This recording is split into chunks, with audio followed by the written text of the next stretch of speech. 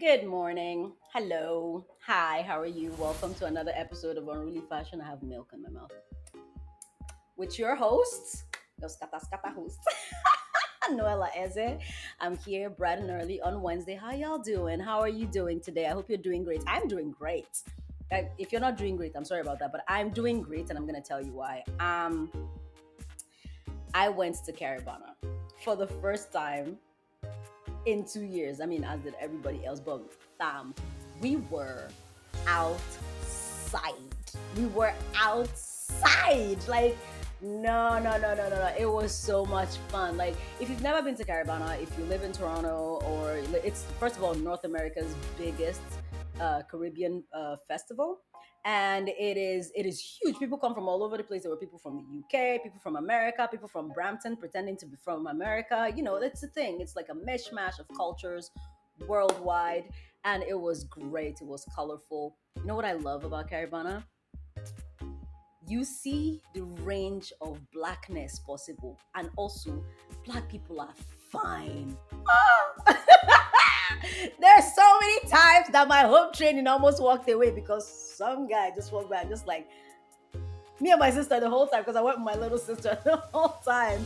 Like, somebody would walk by and she'd either go, or I would go, and they would look at each other like, "Is are you for real?" And then the women, I mean that goes without saying, because women are just women. You know what I mean? But the men, there was this particular guy with an afro. I would think for afros with an afro, and that man was fine. Oh God, Father Lord, I see what you have done. You finished work where black people are. There's like, whew, still coming down from the high of that, but it was my sister's first time at Caribana. It was great. It was fantastic. There was so much walking, but we were doing it like, we were like doing the laps. We got there a little late, so we missed the parade. But it was still a party because Caribana is always like fantastic, and she was so happy. She was like, "Oh my god, this is so nice." I'm like, "Yeah, it is." She's like, and then she was just looking like she'd never seen people before. She was like, "So many black people." I'm like, "Yes, it's nice." And then the masquerade, like the masquerade, like outfits, the dancing, the joy, and also the fact that for the first time in our history, like in Toronto history, this is the first time weed has been legal in Toronto. So everybody and their grandmother, like there was someone had a joint this thick. I'm not even kidding. My good brother was smoking the tin in public in full view because what are you gonna do about it? Nothing. It was good times. It was actually such good times. Um, except towards the end where someone decided to yell that there were gunshots and it was like fireworks instead. And but we didn't know that because typical black people. I didn't hear anything. Nobody around us heard anything. But the guy's like, "Oh, they're shooting this gunshot." Everybody just Michelle was like, "Why are we running?" I'm like, "Don't ask questions, just run." I was just running. And then I was like trying to like protect her from being like trampled upon. Like, so I was like running behind her. I'm like, whoever's gonna shoot her is gonna have to shoot me first. And then, just doing the big sister thing. And we got to a spot and we're like, and everybody's like, "Why were we running?" I'm like, "You don't know why we were running?" Nobody knew why we were. I'm like, someone said they were shooting. And people were like, "Why would you run?" I'm like, "Why would I not run? What kind of stupid question is that?" He's like, "Oh, well, when there's two of you, you just walk, you don't run." I'm like, "That's some white people shit. We're black. When people run, we run. We don't ask questions. You run first. You ask questions later. And that's how we've made it thus far in evolution. We don't stand and be like, 'Where's the killer? Oh, what's going on?' That's how Jason rips your face off. Okay? So, thank you. We run." The guy was dying of laughter. I'm like, "No, seriously." I'm like, "That's some white people shit. Don't tell me to do that. I'm like, if somebody starts running, I don't ask questions. I take off. I am black and I'm Nigerian on top of it. So I should be standing around and be like, waiting to happen, waiting to happen. Are we okay? No, we're not." But then she lost her phone in the running, and then we went back, and this is a testimony to like the goodness of people.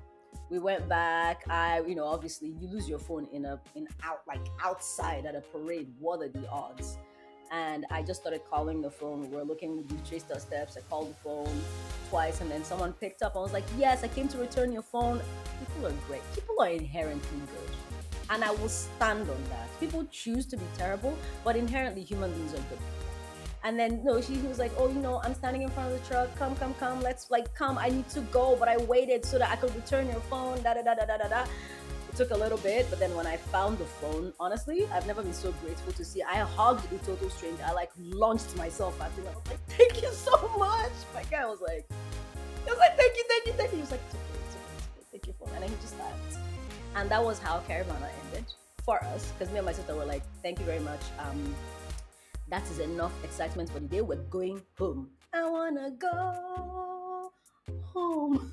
We left, we went home, and obviously, once Caribana is over, there's no transportation because everything is packed to the brim. So we started walking, and then we walked almost all the way to like to the eating center, and then we met this very interesting Sri Lankan person who kept yelling Patagonia.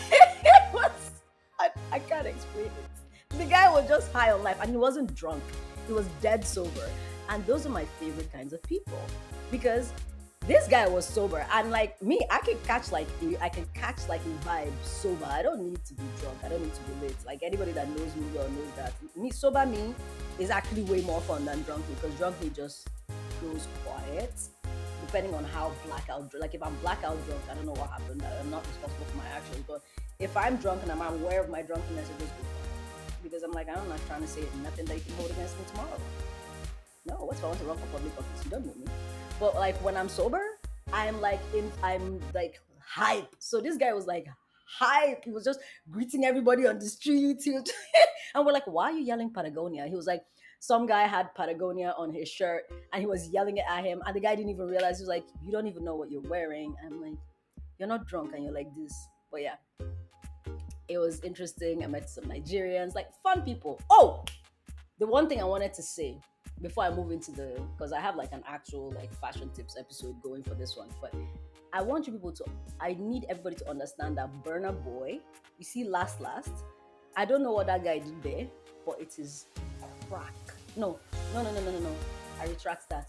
It is the purest, uncut, like the freshest of fresh cocaine. Like, no, there's no amount of times you play that song that you can just finish hearing the song right now. They'll play it again, and everything. The first time is shy, like you. They no, my guy put coke like fresh, sprinkled his salt bathed drugs all over that song because everywhere you went, like everybody, my sister was like everybody's stories last night. Everybody was jamming out to that song because I put it on my stories that, oh my god, we're outside. And then my sister responded with a video of herself in Montreal dancing to Last Last. Guess we were dancing to Last Last where we were at the time. And they played it at Caribana, right? If you've been to Caribana, you know that there's different trucks playing different music. So one truck was he was playing Afrobeats, was playing Davido and da da da da da. The other truck just decided to spoil his market. To just like, everybody was like, shy, like, turn off your own music, my friend. Turn this off. This one is bad. And then the whole Anogofi take your insult to parts. Like everybody has memorized that. No. Let's give Burna Boy his flowers. He's a foolish person.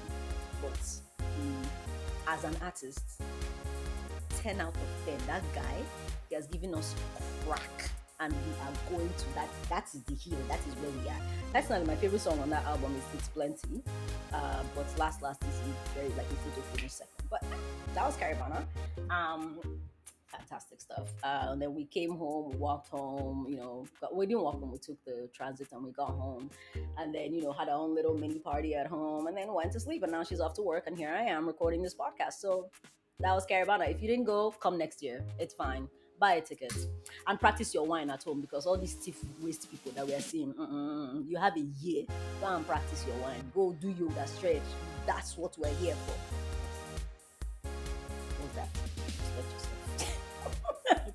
I'm done insulting people. Let me drink a little bit of coffee, take a breath, and I'm going to tell you what I came to tell you here today.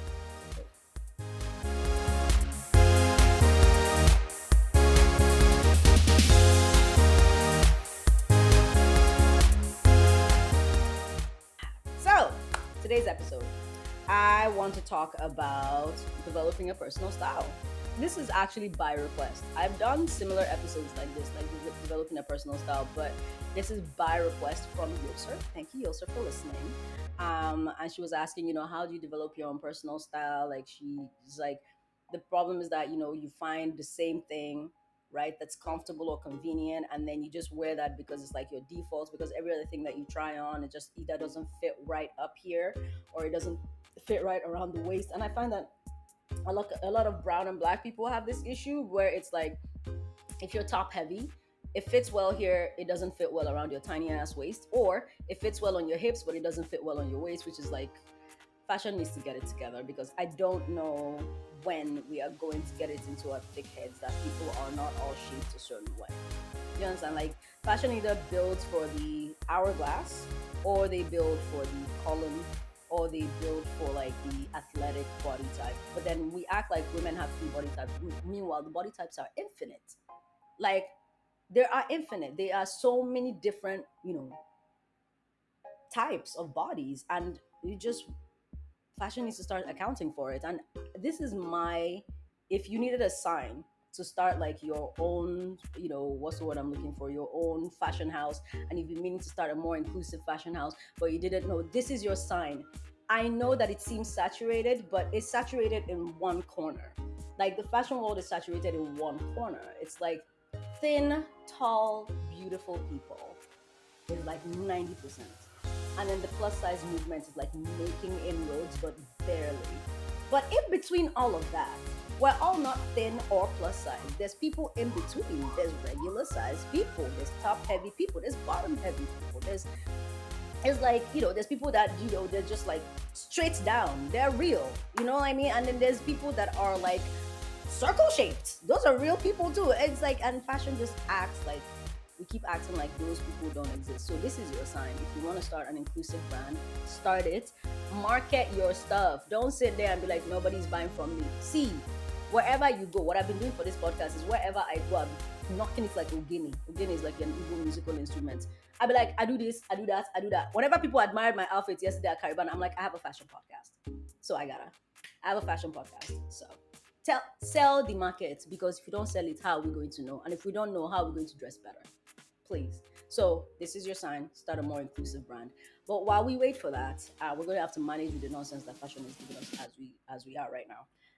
So for someone like Yoser, who as admittedly is saying she's top heavy, what I found is the first advice that I have for anyone who's trying to develop their own personal style without like having to look like anybody else, but like a style where like you're comfortable, you're who you are, is, and this is going to be a tough one, but I need you to go to the mirror, right, in your birthday suit, stand in front of it, and make your peace with your body. It's important. You have to make your peace with the way you look. You have to look at every part, even especially the parts that you don't like. Every part of your body, and make your peace with it. I'm not saying fall in love with it and pretend like, oh my God, I love this about myself. But no, just make your peace with the fact that this is what I look like. Because the reason I'm asking for that is, like, when you do that, you start to dress to accentuate your body instead of hiding it. Nothing about your body will make you uncomfortable anymore. Like, I'm a very petite woman. I'm barely, there's barely anything up here, barely anything down there. But that's my body. I've made my peace for years and years and years and years. I wanted to be bigger. Years. And then someday I was like, you're not going to be bigger. This is the body you were dealt. It's okay. It's okay. I made my peace with it. And it's so much it made it easier to shop. Because when I'm buying things now, I'm buying it because I like it. I put it on. It looks good. The feeling of it looks terrible comes from, oh my God, people are going to say this about me. Or it's accentuating something I don't want it to accentuate. Or it's fitting a certain way, and it's showing off something that I want to hide, right? Once you make your peace with your body and whatever it looks like, it's easier to shop. It doesn't make the nasty, stupid clothes that we have on the clothing racks easier to deal with, but it's easier because it's just okay, whatever I put on, I'm gonna buy things because I like them. So if you like something in the first place, it makes it easier, and then you tend to not hide anymore. Now, if you're top heavy, right, what I would recommend, the types of things that I recommend, I don't believe in wearing, people will tell you, wear flowy tops, blah, blah, blah. No. You can wear a bandage top if you want. Wear whatever you want. Wear a halter neck would always work out because halter necks only hold you in one place. They hold you here, right? So they make room for the bottom part. They make room for, and then they are flattering because they just like they're slightly like tight here, depending, or they're loose here, depending. Like if you have like a flowy halter neck top, it holds you here, and then the rest of it it's cute. Don't go for the long ones. Like this, find a halter neck top that will hit you just like right below your belly button. Those are cute. The ones that hit you below your hips, especially if you're younger, they age you. So you need to like go for like cropped things like that, like a just like a little bit under your belly button, and then let me see what else could you wear if you're like top heavy. Do not be afraid to like wear your tight pants, right? Wear your tight pants. Wear like a top that like your tube tops are your friend. I don't care if you're top heavy, like because the thing is, I find that we're all trying to look like an hourglass shape. You are not an hourglass, and that is okay, right? That's fine. For dresses, let me see. What could you wear for dresses? Dresses, boat necks. A boat neck is like a friend or a sweetheart. Something like this, actually. Huh. That's why I wore this. I completely forgot that. That's why I wore this. But something like this is your friend, right? Because like it puts focus on your shoulders, right? Someone who's more top heavy, obviously, you're gonna have like the bosoms up here, which is great. It's like perfectly great because that's like very Renaissance woman, very like showing up the bazunkas. That's good. Um, what else can you think of? Like bandage dresses are your friend, to be quite honest. Bandage dresses. The only thing that I would stay away from is like empire waist dresses. So those dresses that like rush like right under your bust, because that just makes you look like the letter P. That is for like tiny boobed people to make us look like there's something going on up there. So I would say halter necks, bandage dresses. Stay away from maxi dresses. It looks like you're trying to hide. But a cute little sundress with like a boat neck. Boat necks are good. Off the shoulder is good. Let me see.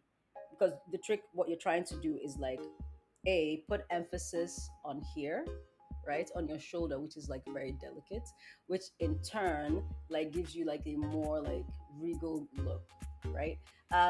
I would also stay away from turtlenecks, but then again, unless you're going for like the femme fatale like bombshell look, a turtleneck is your friend. Like wear a turtleneck and then wear it with palazzo pants if you really want to like balance out the top and the bottom. Yikes, I just hit my microphone. So palazzo pants are your friends if you're top heavy. Palazzo pants, voluminous skirts like an A-line circle skirt, or like a big like flowy maxi skirt, so that it gives you like weight on the bottom. Anything with ruffles on the bottom is your friend. On the top, not your friend. So to wrap this up, because I know that I've been trying to like make these. This one is a little bit longer because I'm trying to teach you something. Usually I make them 15 minutes long so that I don't have to talk too much. But tight on the top, voluminous on the bottom. If you really, really want to go for like to balance out the weight on the top if you're top heavy. And so like ruffles on the bottom, but tightness on the top, like tube tops, halter necks, turtlenecks. And then for dresses, wear a bandage dress, or you can wear those dresses that are structured at the top that have like a corset on the top, and then at the bottom of it is like an A-line skirt. Your friend, that's your friend. Um, avoid ruffles on top. Avoid volume on top. Like avoid anything that's like layered on top. And then if you wear it with like something thin at the bottom, you just look like that. So yeah, I this was. I feel like I need like a longer episode to like elaborate on this, and then I would show you like the fabrics that you can wear. So if you're thinking fabric, spandex is your friend, but at the same time, tulle is also your friend. Flowy fabrics, organza is your friend. Like silk is your friend. It's hella expensive. Satin is your friend. You see, oh my god, those like bombshell satin dresses? That is your BFF because it was made for you. I just realized I woke up this morning with a broken nail from Caribana. It didn't break at Caribana. I broke my nail in my sleep. So clearly I was like, broke up your back in my sleep. And now I have a broken nail. But I hope this helped. I hope that this gives you more insights as to what you can do. So like to recap again, First of all, make your peace with your body. You have to make your peace with your body. My bun just came out, so whatever. Make your peace with your body. Tight on top, looser at the bottom. If you're top heavy, tight on top, looser on the bottom. If you're bottom heavy, vice versa. Vice versa. So looser on the top, tight at the bottom. And then just go out there, buy what you want, really, honestly, truly. As long as it fits, it's your size. Buy what you want, wear what you want. People are going to have opinions. They're like assholes. Opinions are like assholes. Everybody has one, but guess what comes out of butts and assholes? Why paying attention to it? Everybody has their opinion. Let them have it. Wear what the hell ever you want. As long as you feel good, as long as you feel great, as long as you feel like this is me, wear it. And don't anybody that wants to talk should come and buy you. Like if nobody's shopping for you, they need to shut the hell up. Anyway, that's where I'm going to end it today. I hope you enjoyed this episode, yo sir. I hope like you can DM me at Unruly Fashion Pod at any time if you have any questions. My friends know to take advantage of it. It's like, oh, I'm gonna go somewhere. Should I wear this or wear that? I will gladly give you tips. DM me at any time. Let me know. I will gladly answer. You can find us, you know the vibes at Unruly Fashion Pod on Instagram.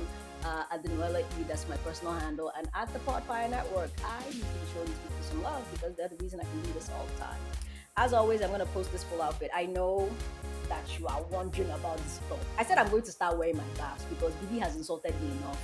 It's enough. I'm going to start accessorizing. I'm going to start like wearing my Sunday dress because I can't tell you about fashion and then be hiding my outfits from you. So you're going to catch this full outfit at the Unruly Fashion Pod timeline. And thank you for joining me on this 15 minutes. Well, it's probably going to be 20 minutes long because I don't think that he's going to edit out anything I said except the parts where I'm talking shit about him. But yeah, I'm glad you've been here. Thank you for joining, and I will see you again next Wednesday. Cheers!